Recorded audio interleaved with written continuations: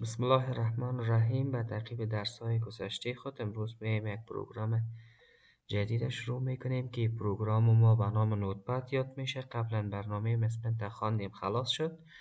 امروز میایم از قسمت نوتپد شروع میکنیم. ببینیم اول تعریفش میبینیم، بعد از تعریف باز میریم عملی کارش میکنیم. در این قسمت نوشته است که نوتپد Notepad is the second package of MS Windows which is especially used for writing of small memos and web page.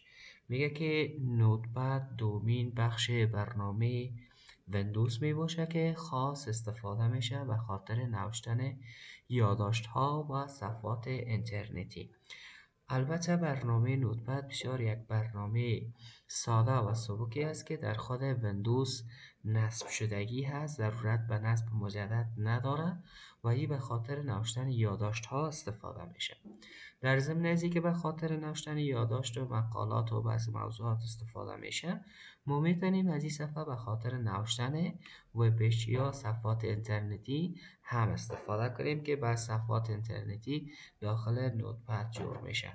به طور مثال میتونیم با شما از HTML نام ببریم، از CSS یا بخش جاوا اسکریپت.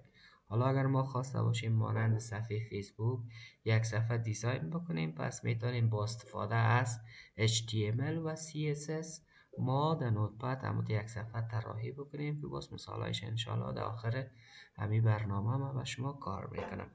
پس چون ما شما برنامه ویندوز هستیم، درس‌های ابتدایی را میخوانیم، پس این به خاطر چی استفاده میشه؟ به خاطر نوشتن یادداشت ها و مثال هایی است و پیش‌سازی را هم به شما کار میکنم. پس به خاطر شروع کردن از این برنامه ما شما میایم از قسمت منوی فایل شروع میکنیم. در قسمت منوی فایل اینجا ما یک گزینه داریم به نام نیو که اگر خواستیم صفحه جدید بگیریم میایم در نیو کلیک میکنیم. باز در این قسمت مثل برنامه پن سه سوال میکنه برای ما که اشتباه آمدین کنسل بزنین. اگر میخواین که فایلتان سیف شود خواست سیف میزنین. مثلا ما میخوایم فایل سیف شود، سیف زدم میشه یک نام میتونش فرض کنین میگیم به نام گزینه A سیف شود، بهش میگیم سیف، فایل ما سیف میشه. اگر احیانا شما یک متن میخواین و ضرورت ندارین که سیف شود، بس اینجا گزینه زمانی که نیوا بزنید باز شما تنسیق زمانی که گرفتید تمام معلوماتش پاک میشه و دوباره صفحه جدید برای شما ظاهر میشه. گذشته از اون گزینه دیگه داریم به نام نیوونتو. اگر شما میخواین به غیر از این صفحه فعلی تا یک صفحه دیگه از نوتپد داشته باشین، بالای نیوونتو کلیک میکنین، صفحه جدید نوتپد براتون باز میشه. باز نیوونتو میگین و میشه که تعداد صفحه براتون زیاد شده میده. از اون گذشته گزینه دیگه ما به نام اوپن داریم. فایلی که قبلا سیو کردیم اگه خواستیم باز کنیم بالای اوپن میاییم، موقعیت فایل ما رو پیدا میکنیم، فایل انتخاب میکنیم بهش میگیم اوپن. همون فایل پیشتری که سیو کرده بودیم و دوباره برای ما بازش کرد. گزینه دیگه هم در این قسمت به نام سیو است. اگر فایل شما سیو نشده باشه میتونیم که از سیو استفاده کنیم، چون فایل سیو شده. ما میایم یک فایل دیگه در این قسمت داشته میکنم، مثلا داشته میکنیم که نوتپد. همونطور یک متن نوشته کردیم، اگه خواستیم این سیو کنه برامون میایم از گزینه سیو استفاده میکنیم. خب زمانی که شما سیو میگین موقعیتش باید انتخاب کنین در کجا سیو شود. میگیم در روی دسکتاپ ما سیو شود و به نام چی سیو شود. در این قسمت میگیم که به نام نوتپد این فایل ما چی شود؟ سیو شود.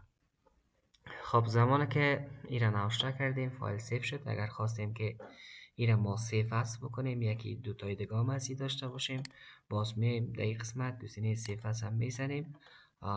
در اینجا نام دیگه نوشته میکنیم، مثلا میگیم که به نام مثلا به نام ورد سیو شود. یک نام میتین، هر نامی که دادین سیو میشه.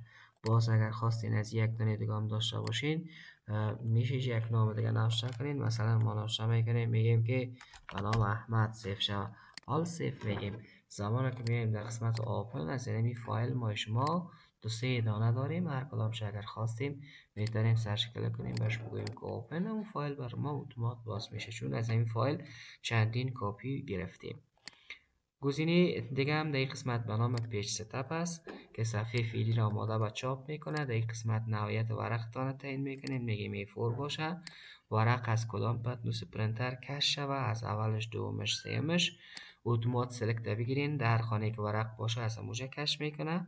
فعلا اوراق به این شکل عمودی چاپ میشه، پس میتونیم لندسکیپ انتخاب کنیم به شکل افقی باشه یا بهش میگیم که نه شکل عمودی باشه. متن میبینین از لب صفحه تقریبا 1 انچ فاصله داره. اگر خواستین که زیاد شه میشه ایجا 2 انچ بسازیمش از 4 طرف.